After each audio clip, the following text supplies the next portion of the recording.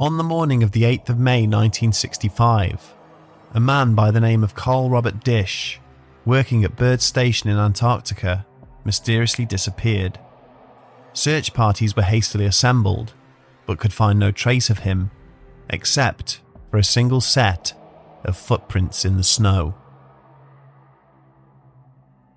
Cold, vast and desolately beautiful, Antarctica sits as a stark reminder to all mankind that nature does indeed conquer all, for she is far too formidable a force in this part of the world for humans to contend with. It is the only significant landmass on Earth that harbours no permanent inhabitants, and remarkably, one that remained unexplored until little over 100 years ago. Given the brutal conditions there, it is not difficult to understand why. It is the coldest, windiest, and bizarrely, the driest continent on the planet. Despite the fact that Antarctica is almost perpetually covered in snow, it receives very little rain or snowfall, and is in fact classed as a desert. The snow that does exist there has built up over hundreds of years, as it is far too cold to ever melt. For this reason, Antarctica has claimed dozens of lives, and devastated many more. Those who have visited this strange region often have polarizing views regarding its allure. Some appreciate the isolation, others are driven mad by it. One's existence there seems to fluctuate between endless and sometimes insufferable silence and the deafening sounds of colliding icebergs and howling blizzards. Save for some stunning mountain ranges and glaciers, the landscape is often featureless. No trees or permanent wildlife exists in this part of the world, resulting in vast expanses of brilliant white snow. It is no wonder that Antarctica is perceived as either a place of serene calm and beauty, or a harsh and remote cabin fever-inducing nightmare.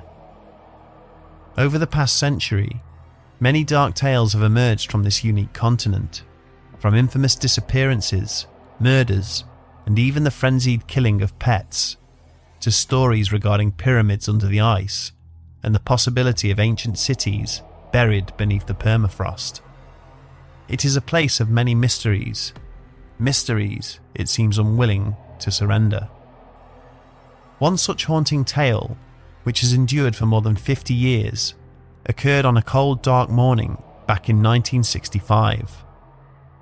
A year previous to this, 26-year-old Carl Robert Dish, a young man from Monroe, Wisconsin, had joined the staff at Boulder Laboratories, working as an ionospheric physicist.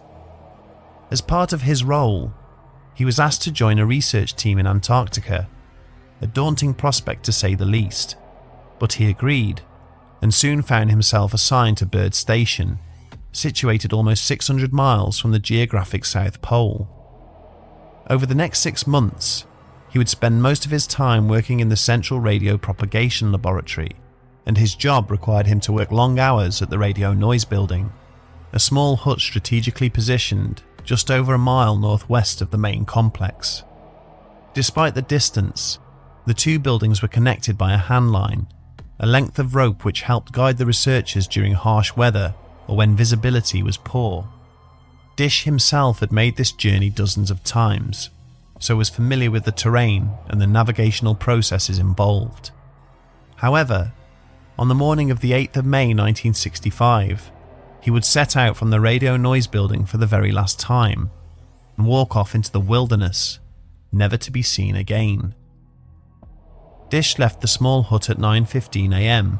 during nautical twilight, heading for the main complex.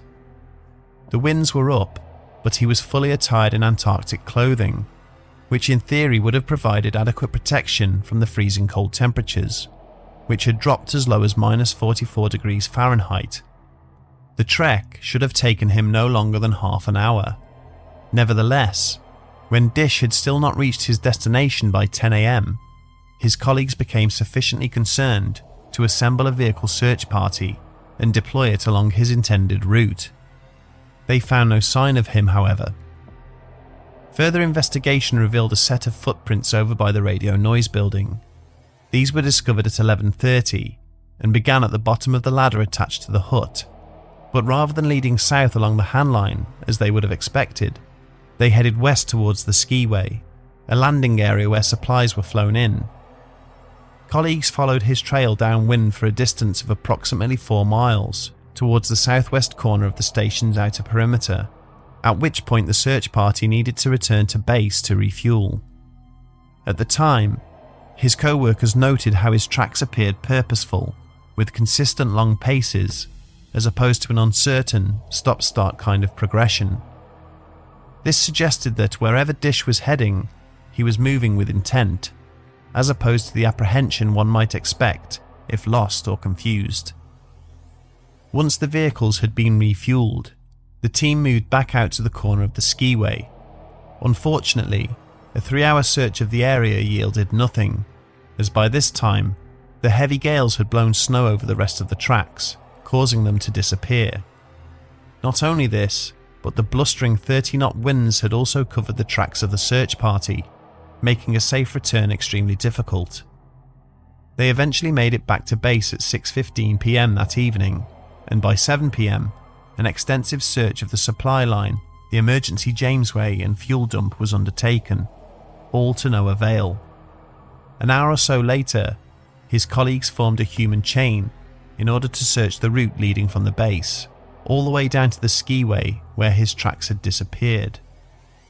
Despite difficult weather conditions and limited visibility, floodlights were lit over the station and flares were launched every 30 minutes, until a point when visibility became so poor that these measures were deemed ineffective. The following day, a third vehicle search party was assembled, and this covered the 1 mile wide by 9 mile long area leading from the base to the skiway and beyond. Despite finding occasional unblemished tracks moving in a southwesterly direction, they once again abruptly disappeared approximately 4 miles southwest of the radio noise building. On the 10th of May, 2 days after the disappearance, an extensive search began at 7:40 a.m.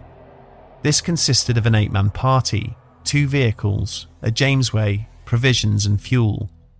The search began at the main complex, moving in a southerly direction and making perpendicular sweeps to the east and west. The search party marked their progress with flags and continued for 12 miles beyond the perimeter of the station, but nothing was found. On the 12th, the northeast and southeast sectors of Bird Station were searched. The weather was favourable, but darkness severely hampered their visual range. Over the next 2 days, visibility worsened to the point that due to the harsh winds and fog, no search was possible. By the 14th, 35 square miles of area had been covered, but despite this extensive search, Carl Robert Dish was never seen again. In the following weeks, on account of the time he had been missing, combined with the brutal weather conditions he would have been exposed to, he was presumed dead. A memorial service was held by friends and family back in his hometown of Monroe, and another by his colleagues at Bird, marking the beginning of a mystery which for well over 50 years has tragically endured without a sense of closure, as it's not so easy to explain. The questions that were asked back then are still being asked today. Why did Dish deviate from his usual route? Was it a mistake on his part, or was it intentional? And how did a physically fit, experienced and intelligent individual seem to vanish without trace? A number of theories have evolved over time in an attempt to explain what might have happened, some reasonably straightforward, and others requiring more of an open mind. But one thing all these supposed explanations have in common is that not one of them is without its flaws. Perhaps the most popular theory regarding Dish's disappearance is the previously mentioned weather conditions. It is conceivable that when he left the radio noise building, a combination of the blizzard, poor visibility and the monotonous white landscape caused him to lose his sense of direction and wander off to the west instead of south towards the main complex. Once he had ventured a short distance, it would have been very difficult to regain his bearings. However, Dish had made this short journey more than 24 times before. Given his experience, it is unlikely that he would miss the Han line and deviate so far off his route. After descending the ladder attached to the radio noise building, the rope would have been right there in front of him. Even despite the low visibility, there is no way he could have missed it. Furthermore, if he had simply lost his way, why would he have continued to walk in a straight line for at least 4 miles? Why would his tracks not have indicated a more uncertain behaviour? And could he not have used those tracks to retrace his steps back to the radio noise building? After all, if the footprints were still visible when the search party found them, he certainly should have been able to see them and follow them. This begs the question then, was his straying off the beaten track intentional? An alternate explanation to Dish's disappearance suggests that he might have suffered a mental breakdown. It is rumoured that he had been mistreated or even cheated during a card game just moments before he left. He apparently threw his cards down onto the table and told his colleague that he was going to visit his friends at the pole. A similar anecdote references the fact that Dish was part of a 2-man team and that his co-worker was an incredibly boring individual whose monotonous voice could have driven a man insane over a long enough period of time. Considering how tedious certain shifts might be in this line of work, it is not hard to imagine the situation being compounded by spending days on end with someone you find insufferably dull. It is considered that, much like the example of the aforementioned card game, Dish had simply had enough, left the building, and walked away to clear his head. But surely a man of his experience would have known that pursuing such an action would have been suicide considering the hostile environment, unless things had really gotten out of hand and he set off that morning with no intention of returning. But then why suicide? Whilst it is understandable that trivial issues might get blown out of proportion in such isolated conditions, it is difficult to understand why someone like Dish would react in this way. He was a successful young man with his whole life ahead of him after all. In either case, the lack of a body is problematic, as you would expect to find at least something if either scenario was true. Unless of course he fell into a deep crevice, which is entirely possible, given that they are a common feature across the Antarctic landscape. But perhaps there could be other reasons for this. Unsurprisingly, theories have also been put forward which suggest a supernatural element. Researchers have long contested the fact that the footprints seem to come to an abrupt stop in the middle of nowhere. Those skeptical of such notions attest that further footprints had been covered over with fresh snow, whilst those more inclined to look for otherworldly explanations argue that the tracks just stopped, as though Dish had simply vanished or was lifted into the air.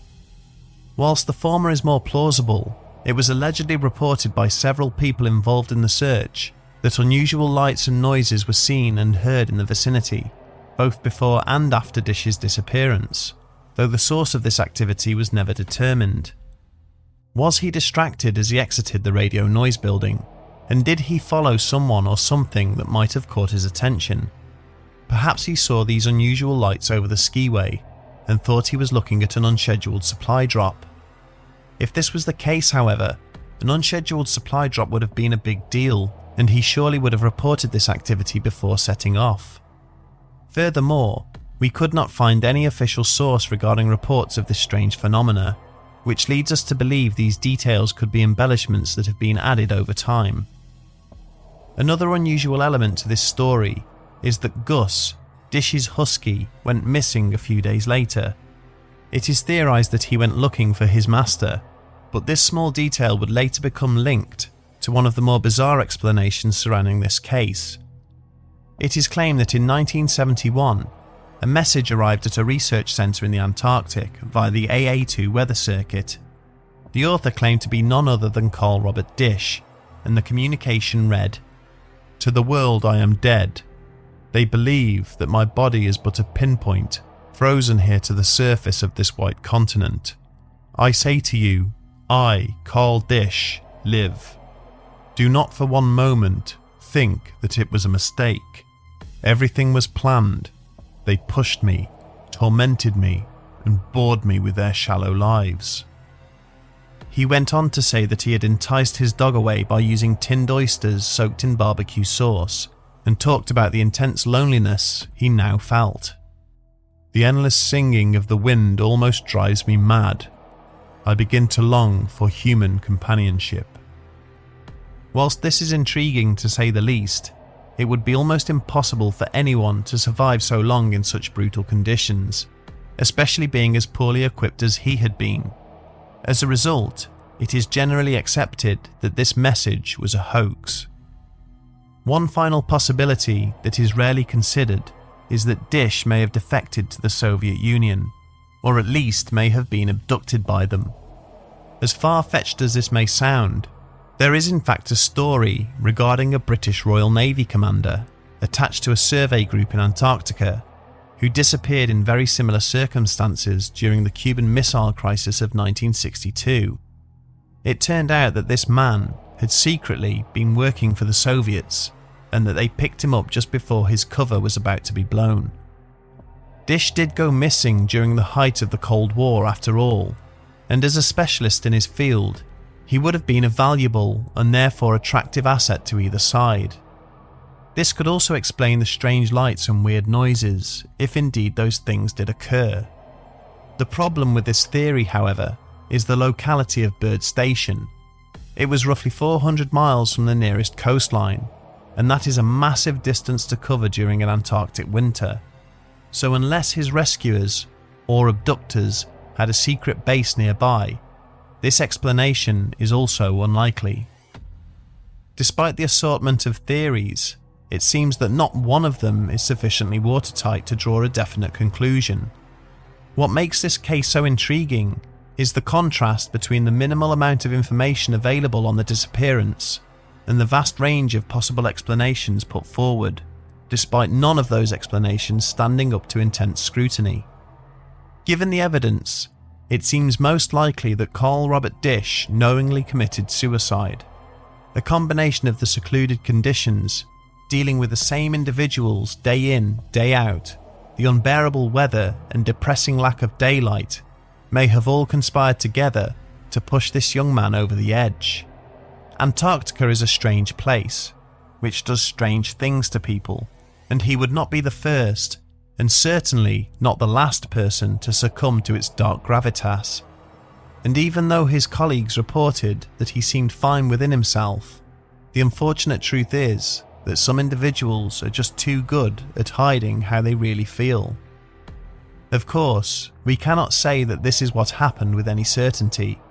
The more time that passes, the more the details seem to fade, not unlike a certain set of footprints. Perhaps there is something poetic in that. This beautifully desolate continent certainly has a way of keeping its secrets.